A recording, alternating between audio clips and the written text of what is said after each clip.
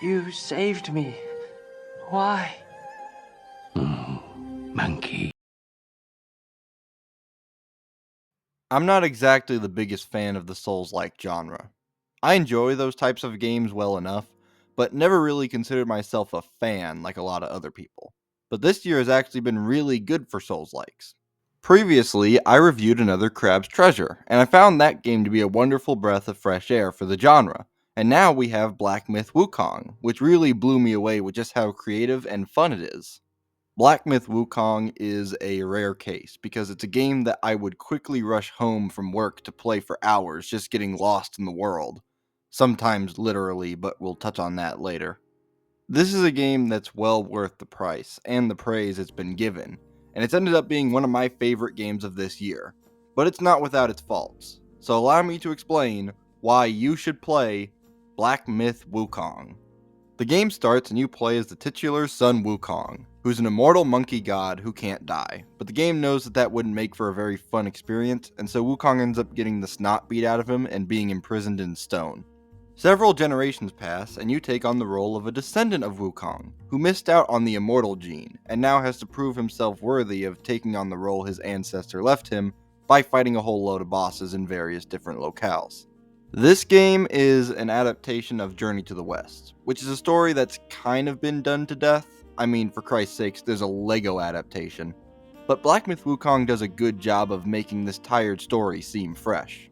The gameplay is your standard Souls-like routine of melee combat and dodge mechanics that have to be maintained by a stamina bar, but it also throws in multiple abilities that you can use, like the ability to briefly stop enemies in time, or the ability to summon enemies you defeated to help you. You can also upgrade your abilities with the skill points you acquire from leveling up, which actually greatly affect how you play and offer a great sense of creativity which keeps the gameplay from becoming stale. Something that surprised me was the amount of enemy variety in the game.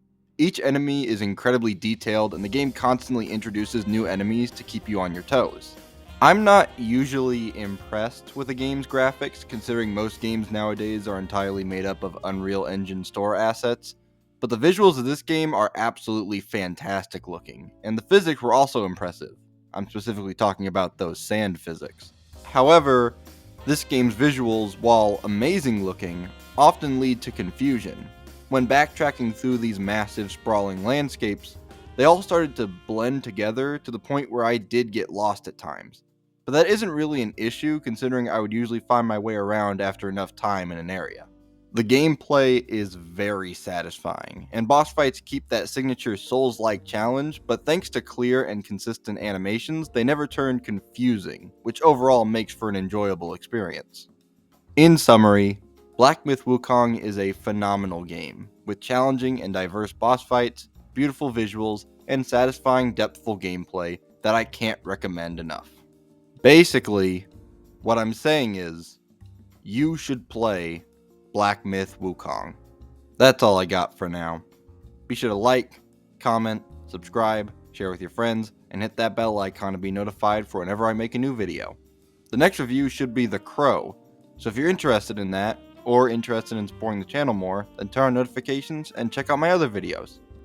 Okay, that's it. Bye.